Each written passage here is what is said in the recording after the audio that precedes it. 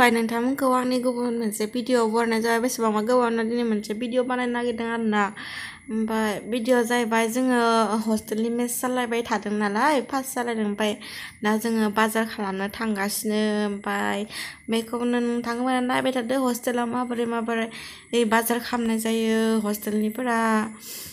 मा बेसे बुरजा नांगौ जायो बेखौ नायलांबाय थोदो होमबा बेवहाय जोङो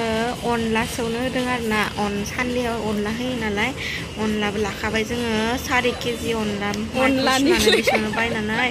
ओमफ्राय बेयावनो सुनानै बेयावनो संनो होखाबाय आरोना ओमफ्राय लानानै थांसै आरो ओमफ्राय बेयाव जोङो मैगं लानोसै आरोना माबा पटल भिन्दि टमेट' बानलु पियास सब फारसेनिफ्राय आलु सालु दालि सालि फारसेनिफ्राय गासिखौबो लाबाय ओमफ्राय जोङो माखासे लानानै ओमफ्राय बेदरबो ओरैबो लानानै थांसै आरो